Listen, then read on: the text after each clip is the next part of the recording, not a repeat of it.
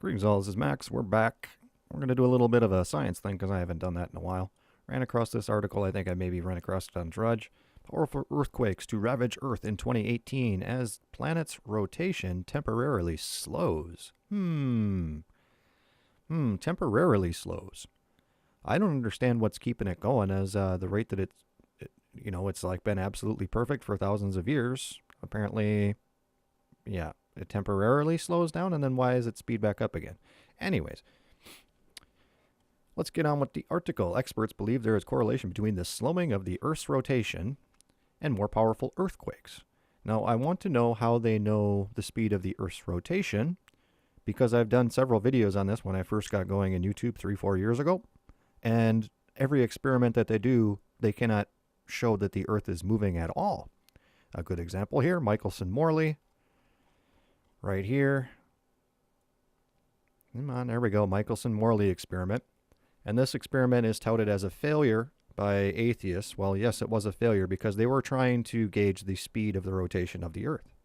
And this is back in 1887. They were doing this. And they basically did it 2 or 3 times during different times of the year and in different locations, and they could never actually gauge movement of any kind. Another one is called Airy's failure, is what it's kind of known as, by Bill Airy, who did all sorts of different experiments, and he was trying to gauge the rotation of the Earth by stellar aberration or star aberration? What it comes down to is you fill a telescope with water and you point it at a star, and as the Earth moves, you should be able to see the star kind of not very clearly. Well, he failed too because it showed that the Earth was not moving. There wasn't any difference between whether having water in the telescope or not, and that should not be the case. So, anyways, I'd like to know how they know how, the world is actually rotating. I contend that it is not moving. Anyways, the world's entering a period of higher seismic activity this year that will bring more earthquakes with it, scientists have predicted. Well, what's their name? While it's undoubtedly bad news for those living within affected areas, the ability to accurately predict when and where the earthquakes will occur is growing all the time. I doubt it. This prediction comes from the fact that the Earth is currently experiencing a periodic slowdown of its rotation. How do they know that? How do they know that? They've never tested how fast the Earth actually moves. It's just something that works out with the time zones and they're running their atomic clocks all the time, and that's just kind of what they figure. Oh, it's got to be spinning at 1,000 miles an hour. How do you know that? I've never seen. You should be able to test that, right? Anyways, historically, these slowdowns have coincided with peak times for earthquakes and seismic activity. Again, how do they know? I mean, it's coming out of the mirror, but this just came out today, so we'll go with it. So far, we have only had about 6 severe earthquakes in 2017. We could easily have 20 a year starting in 2018. Said, here we go, good, a name, Dr. Roger Billum from University of Colorado. Billum, together with Rebecca, see, I like this article. They're actually naming people. From the University of Montana, studied earthquakes occurring since 1900 that have measured over 7 on the Richter scale. They found that periods of 5 years where the Earth's rotation slowed were followed by periods where seismic activity was heavier than usual. Again, how do they know that the Earth's rotation slowed back then? I mean, how were they measuring it? Because when they were trying to measure it, they showed that it wasn't moving. So how do they know that it's slowing down and speeding up? And on that note, I use this Earth slowing down thing to prove that the Earth cannot be billions of years old, because you take something like a spinning top.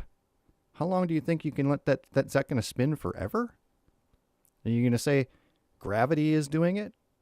Because as far as I understand it, you still are going to be slowing down gradually over time. It's just how things work. And gravity would actually be slowing the planet down. How would it be speeding things up? If the idea is that the Earth spins around the sun and the Earth is spinning, gravity would actually have a drag from the sun to slow the Earth down.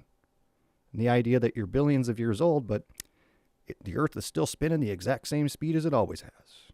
Is ridiculous. Back to our article. It is straightforward, said Billum. The Earth is offering us a 5-year heads up on future earthquakes. These fluctuations are usually very small, sometimes slowing a day by no more than a millisecond. How do you know? But according to their research, it has an effect. How and why is not yet known, but it is supposed that it could have something to do with behavioral changes in the Earth's core. Another fantasy. I mean, I think the farthest they've ever drilled down is something like a couple of miles into the Earth. It gets too hot. And that was done in Russia a long, long time ago. Although it is quite impossible to predict where the earthquakes will happen, the pair's research showed that historically they occur around the equator in the Earth's tropical regions. Here's our fantasy of what the Earth looks like underneath the core. So they've actually made it down about that far right there. They haven't gotten into this. This is all fantasy. They don't know that the core is metal. They just think so. And this is apparently magma. It's a fantasy. It's an artist's rendition of what they think could possibly be down there with really no evidence. Some geologists have disagreed with the findings. Yeah, people that want money for some other sort of thing. I mean, this is what this really is about, is these researchers want money to say that XYZ is what causes earthquakes. Give me some money. And these other people are like, no, this is why, we can track earthquakes. Give me money. They're kind of in competition. It appears to be a conference presentation and a very preliminary rather than peer-reviewed research. Yes, we didn't allow you to have this idea because you're not peer-reviewed. So there is no detail for us to examine. The GNS Science Communications Manager. Well, first you have to prove the rotation of the Earth and that you can measure it down to a millisecond before you can make any correlation between earthquakes and the rotation of the Earth. It is true there have been periods of elevated rates of large earthquakes in the past 100 years. However, if you go looking for correlations other than natural phenomenon, you will almost certainly find some interesting matches. This reminds me of like the blood moons thing, right? If you just look at the data and try and match it up with something on a calendar or something, you can make correlations. How many of those blood moon things came true? None of them? Oh, they go on... The earthquakes match Jewish feast days. Yeah. Among major earthquakes in the last year were a 7.1 magnitude disaster which hit Mexico City in September and a 7.3 on the border between Iran and Iraq. And I think that's all for the article. Now, the correlation of earthquakes to the supposed rotation of the Earth. What I'm going to bring up here is world earthquake activity, 73 to 1998. And everybody knows there's been a steady increase in earthquakes. And it hasn't changed. It just keeps going up and up and up. I just searched for earthquake chart. And they all look like this. This one goes to 2014. This one, unfortunately, does not say whether or not it's United States or what area that they're doing it. But it's not hard to say that we're going to have more earthquakes. I mean, it's a pretty safe bet, especially if you want money for your fake research. All of them, they're all going up. Some of these are about hurricanes and stuff like that. But, regarding this idea that you can gauge the rotation of the Earth down to the millisecond and all this stuff, has been basically proven false. There is no other experiment that defeats Michelson-Morley that says the Earth ain't moving or airy. The best thing that they have is a thing called a Foucault pendulum, which is a sham. The Foucault pendulum that, see, you can tell the Earth rotates because when we spin this pendulum, it gradually moves a little bit, which is garbage. And then the other thing that they have is the Coriolis effect. Let me tell you that no military person takes the Coriolis effect into anything when they have to make a long shot. Let's see, battleships that shoot 20 miles with 16-inch guns, they don't take the Coriolis effect into account. nor do they take the curvature of the Earth into account. It's all proven fake. Now, I was on this track. This is the second video that I think it was the first video that I did, but I had to re-upload it because I didn't have a full account yet, and I was limited to 10, 15 minutes. But Puddles to People, Fantasy of Evolution is my first video, I believe. It's either this one or the one that I did against the Catholicism. One of those two. I think it was this one, though, where I go through all of the experiments and show that if the Earth was actually doing things like what you're told in the school books, there is no way the Earth could be more than like 10,000 years old. Be it magnetic field, be it the rotation of the Earth, be it the supposed recession of the moon.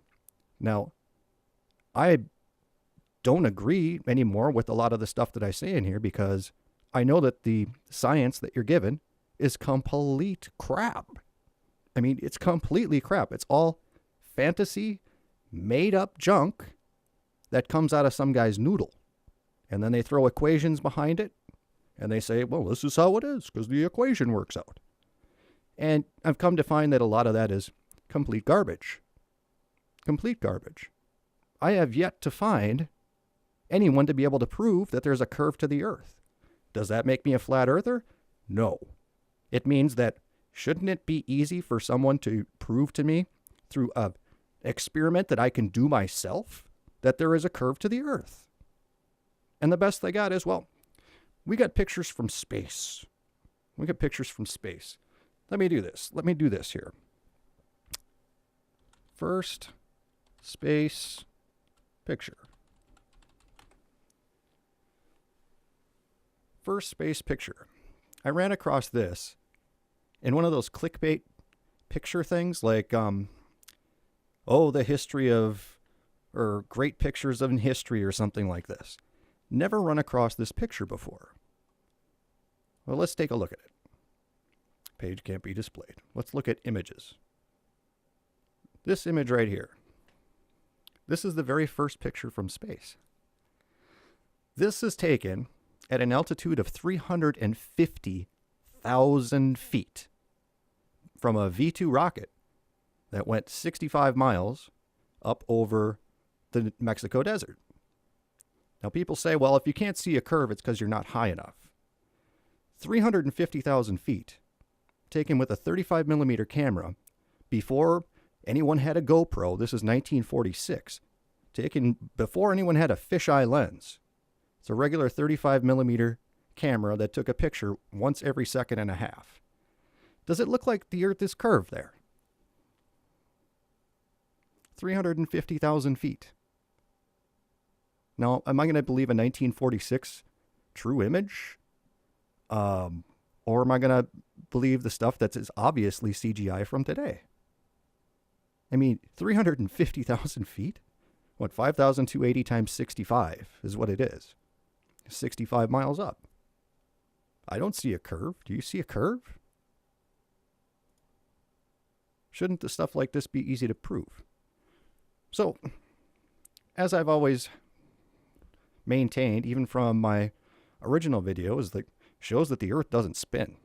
And however it works, everything else, if we're moving through space and other stuff is moving around, it all has to be moving around us. The Bible supports that.